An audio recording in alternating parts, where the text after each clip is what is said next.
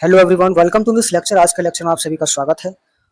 आज हम बात करने वाले हैं फ्यूचर कंटीन्यूअस टेंस की। इससे पहले हमने आपके लिए कल फ्यूचर इंडेफिनिट टेंस वाली क्लास ली थी, तो आज की क्लास आपके लिए और भी इम्पोर्टेंट होने वाली है, क्योंकि आज हम पढ़ने वाले हैं फ्यूचर कंटीन्यूअस टेंस।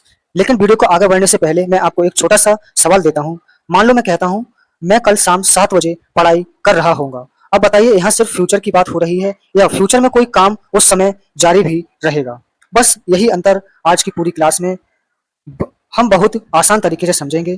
आज की क्लास में हम सीखेंगे फ्यूचर कंटीन्यूअस टेंस की पहचान क्या होती है, इसका स्ट्रक्चर क्या है, इसका प्रयोग कब करेंगे, कैसे करेंगे, और अफर्मेटिव, नेगेटिव और इंटरोगेटिव सेंटेंस कैसे बनाए जाते हैं, वो सारी चीजें हम इसमें बिल्कुल आसान तरीके से और सिंपल तरीके से हम यहाँ समझने वाले हैं।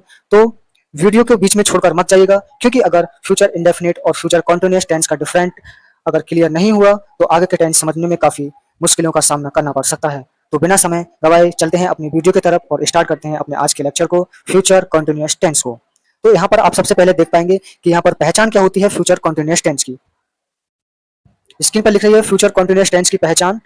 तो पहचान क्या है कि हिंदी के जिस हिंदी वाक्य के इसकी पहचान क्या है कि जिस हिंदी वाक्य की मुख्य क्रिया के अंत में, यानी वाक्य के अंत में रहा होगा, रही होगी, रहे होंगे या रहा होगा आदि शब्द आते हैं, वह वाक्य फ्यूचर कंटीन्यूअस टेंस का होता है। यानी कि वाक्य के अंत में अगर रहा होगा, रही होगे या रहे होंगे ऐसे शब्द आते हैं तो वाक्य फ्यूचर कंटीन्यूअस टेंस का होता है। इतनी सी बात क्लियर होने के बाद आगे बढ़ते हैं।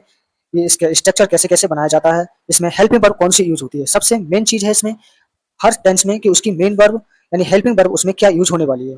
तो इसमें जो हेल्पिंग वर्ब है वो शैल बी या विल बी इसमें यूज होती है। इससे पहले की क्लास में मैंने आपको बताया था शैल और विल में अंतर क्या होता है, शैल और विल का हम यूज कहाँ पर करते हैं। अगर आज आप शैल वी का यूज ना करके सिर्फ विल वी का यूज भी कर दो तो भी वो भी काफी है, वो भी गलत नहीं होता है, लेकिन हमें सेंटेंस के अकॉर्डिंग पढ़ना है तो यहाँ पर शैल वी और विल वी का यूज ही करते हैं। तो यहाँ नीचे लिख रहा है आई और बी के साथ हमेशा सेल बी का यूज होगा और बाकी जितने भी सब्जेक्ट बचे, कर्ता बचे, उन सभी कर्ताओं के साथ विल बी का यूज होने वाला है। इससे आगे बढ़ते हैं और इसमें मेन वर्ब की फर्स्ट फॉर्म का ही यूज होता है, ना कि सेकंड या थर्ड फॉर्म का, सिर्फ और सिर्फ फर्स्ट फॉर्म का यूज होगा। आगे चलते हैं यहाँ पर अफर्मेटिव सेंटेंस कैसे कैसे बनाए जाते हैं, इसका स्ट्रक्चर क्या है, इसकी स्ट्रक्चर यहाँ लिख रही है। यहाँ इसका फॉर्मूला मैंने दिया है कि सबसे पहले तो कर्ता यानी सब्जेक्ट आता है, सब्जेक्ट के बाद अगर आई या बी है तो शेल लगाएंगे, अगर वो यू वी दे इनमें से कुछ है तो उसके साथ हम विल का प्रयोग करते हैं। देन उसके बाद हम बी का प्रयोग करेंगे, वी लगाएंगे और उसकी वर्ब की फर्स्ट फॉर्म में आईएनजी का प्रयोग करते हैं। यानी जो भी कंटीन्यूअस के टेंस होते हैं उन सारे कंटीन्यूअस टेंस में वर्ब में आईएनजी हमेशा लगती है और उसके बाद ऑब्जेक्ट लगाएंगे, ऑब्जेक्ट के बाद जो भी सारी चीजें बचती हैं वो सारी चीजें वहां पर लगा दी जाती हैं। इससे एक एग्जाम्पल देखते हैं किस तरीके से इसका उदाहरण है। एक उदाहरण मैंने यहाँ लिया है, सॉरी एक सेकेंड, यह एक उदाहरण है कि वह कल इस समय परीक्षा दे रहा होगा। वह कल इस समय परीक्षा दे रहा होगा, इसे अंग्रेजी में कैसे बनाते हैं? तो इसे अंग्रेजी में बनाने के लिए जैसे वह की मीनिंग आती है ही, तो हमने ही लगा दिया, ही के साथ विल का प्रयोग किया है, ही के साथ विल आएगा और उसके साथ बी, विल वी, तो he will be taking the examination eight this time, और कब? कल। तो कल के लिए टुमारो का यूज होता है, जैसे कि आप सभी को पता है। अगला टेंस यहाँ पर लिखा है कि हम मैदान में क्रिकेट मैच खेल रहे होंगे। हम मैदान में क्रिकेट मैच खेल रहे होंगे, तो यहाँ पर इसके अंग्रेजी हम के साथ हम की मीनिंग बी आ गई, बी के साथ यहाँ पर सेल बी का यूज होता है, आपको पता है। और क्रिया क्या होती है खेलने की, खेलने की क्रिया प्ले, प्ले में आईएनजी लगा दी तो क्या होगी playing cricket in the field. कहाँ खेल रहे होंगे? मैदान में, तो इन द फील्ड। अगला टेंस यहाँ पर देखिएगा कि सीमा रसोई में खाना पका रही होगी। सीमा रसोई में खाना पका रही होगी, तो Seema will be cooking food in the kitchen. ठीक है, तो ये इस तरीके से टेंस बन जाएगा। अगला टेंस है आप खुद देख लीजिएगा। आगे बढ़ते हैं। आगे यहाँ पर मैंने कुछ होमवर्क के लिए क्वेश्चन भी दिए हैं, इनकी आप मुझे इंग्लिश इनकी बनाकर दिखाएंगे। अगर आपको हो सके तो आप कमेंट बॉक्स में भी इनकी डायरेक्ट इंग्लिश लिख सकते हैं। नेगेटिव सेंटेंस, यानी नेगेटिव सेंटेंस कैसे बनते हैं? नेगेटिव सेंटेंस में भी कुछ नहीं है, इसका यहाँ पर मैंने स्ट्रक्चर फॉर्मूला दिया है कि किस तरीके से बनाया जाता है।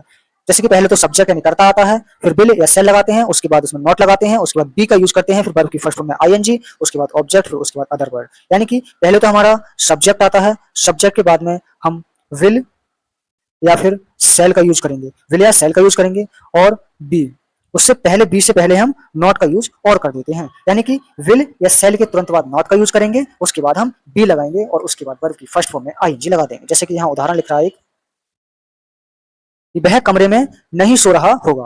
वह कमरे में नहीं सो रहा होगा, तो वह के लिए ही आ गया, ही के साथ बिल ही आएगा, तो ही विल नॉट, उसके बाद बी लगा दिया। यानी विल बी और शैल बी के बीच में नॉट का यूज होता है, तो will not be sleeping in the room, ये करेक्ट सेंटेंस हो जाएगा। अगला सेंटेंस देख सकते हैं, हम शाम को मैच नहीं देख रहे होंगे, इसकी अंग्रेजी हम के साथ शैल आता है, तो we shall not be watching the match in the evening, इस तरीके से बनेगा। अगला टेंस आप देखिए यहाँ पर, लड़कियां गाना नहीं गा रही होंगी, तो the girls will not be singing a song, इस तरीके से यहाँ पर बन जाएगा। यानी कि विल वी सेल वी के नॉट, सॉरी विल वी या सेल वी के बीच में हमें नॉट रखना है, बस इतनी सी सिंपल सी बात है। आगे चलते हैं हम इंटरोगेटिव सेंटेंस, यहाँ पर भी नेगेटिव सेंटेंस के कुछ एग्जांपल है, यहाँ से आप इसका स्क्रीनशॉट लीजिएगा और सेंटेंस मुझे कमेंट बॉक्स में बता दीजिएगा या फिर अपने नोटबुक में नोट कर लीजिएगा। अगला आता है सिंगल इंटरोगेटिव। हम इंटरोगेटिव को दो पार्ट्स में पढ़ते हैं, पहला सिंगल इंटरोगेटिव और दूसरा डबल इंटरोगेटिव। सिंगल इंटरोगेटिव में क्या होता है, जब वाक्य कहाँ से, क्या शब्द से जब वाक्य शुरू होता है, तो क्या करते हैं, उसकी सहायक क्रिया विल या शैल सबसे पहले आती है, उसके बाद कर्ता यानी सब्जेक्ट आएगा, वाक्य नेगेटिव में नॉट लगा देंगे, फिर बी आएगी और उसके बाद बी की वर्ब की फर्स्ट फॉर्म में आईएनजी, फिर ऑब्जेक्ट, फिर अदर वर्ड आते हैं। यानी कि सहायक क्रिया विल या शैल पहले लगाएंगे, उसके बाद कर्ता लगाएंगे, अगर वाक्य नेगेटिव होता है तो नॉट लगाएंगे, नहीं है तो नहीं लगाएंगे, उसके बाद बी और उसके बाद वर्ब की फर्स्ट फॉर्म में आईएनजी लगा देते हैं। जैसे एक एग्जाम्पल मैंने यहाँ लिखा है कि क्या माली पौधों में पानी दे रहा होगा, क्या माली पौधों में पानी दे रहा होगा, प्रश्न पूछा क्या माली पौधों में पानी दे रहा होगा, तो क्या के लिए क्या यहाँ पर विल आ गया, will the gardener be watering the plants, इस तरीके से बन जाएगा। अगला है क्या हम कल इस समय यात्रा कर रहे होंगे, तो हम के साथ शैल का यूज होगा, तो shall we be travelling at this time tomorrow. इस तरीके से क्या छात्र पुस्तकालय में पढ़ रहे होंगे, will the students be reading in the library, इस तरीके से सेंटेंस आप यहाँ पर बना सकते हैं। ठीक, अगला है डबल इंटरोगेटिव। डबल इंटरोगेटिव से भी पहले यहाँ पर मैंने कुछ एग्जांपल्स दिए हैं, इन्हें आप खुद से प्रयास कीजिएगा, नहीं बनते हैं फिर भी बनाने की कोशिश करें। ठीक, अगला डबल इंटरोगेटिव में क्या होता है, उससे विल या शैल से पहले उस प्रश्नवाचक शब्द की अंग्रेजी, जो प्रश्नवाचक शब्द जो बीच में कहीं छिपा है, उसकी अंग्रेजी हम कहाँ लगाते हैं, उसकी अंग्रेजी सबसे पहले लगाएंगे, उसके बाद विल या शैल लगाएंगे, उसके बाद सब्जेक्ट एंड करता आएगा, फिर नॉट और बी की क्या इसमें बी की आईएनजी फॉर्म वाला आ जाएगा। उसके बाद यहाँ पर कुछ एग्जांपल्स है, जैसे मैं एक उदाहरण लिख कर देता हूँ कि वह इस समय कहाँ जा रहा होगा। किसी ने प्रश्न पूछा कि वह इस समय कहाँ जा रहा होगा, तो कहाँ प्रश्नवाचक शब्द आ गया कहाँ, तो कहाँ की अंग्रेजी सबसे पहले लगा दी वेयर। ठीक, वेयर लगा दी वेयर। अब वो क्या आएगा, विल सहायक क्रिया विल का यूज होगा क्योंकि वह करता है, तो वह के साथ विल का यूज होता है, तो where will he be going at this time. ठीक है, अगला उदाहरण देखिएगा, अच्छे समझ पाएगा कि बच्चे इतनी जोर से क्यों रो रहे होंगे, बच्चे इतनी जोर से क्यों रो रहे होंगे, प्रश्नवाचक शब्द है क्यों, तो वाई आ गया, why will the children be crying so loudly. ठीक, इसी तरीके से अगला टेंस लास्ट टेंस बता देता हूँ, अगर कर लेना। इस समय कौन गाना गा रहा होगा, तो who will be singing a song eight this time. ठीक, इस तरीके से ये हमारे टेंस होते हैं खत्म। और डबल इंट्रोगेटिव के भी यहाँ पे कुछ एग्जांपल्स हैं, इन्हें आप खुद से होमवर्क में प्रैक्टिस कीजिएगा, स्क्रीनशॉट ले लें, और ये जो मैंने सेंटेंस दिए इनको आप जरूर अपने आप से खुद से बनाने का प्रयास करें। अगर नहीं बनते हैं तो आप कमेंट बॉक्स में भी यहाँ पर पूछ सकते हैं कि ये वाला सेंटेंस नहीं बना। अगर आप इसकी पीडीएफ चाहते हैं तो इसकी पीडीएफ हमारे टेलीग्राम चैनल से भी ले सकते हैं, इसकी पूरी पीडीएफ आपको कंप्लीट मिल जाएगी फ्री ऑफ कॉस्ट। अगर आपको वीडियो पसंद आ रही है, हमारे लेक्चर्स पसंद आ रहे हैं, तो आप वीडियो को शेयर कीजिएगा और लाइक कीजिएगा। चैनल पर नए हैं तो चैनल को सब्सक्राइब भी कर लें।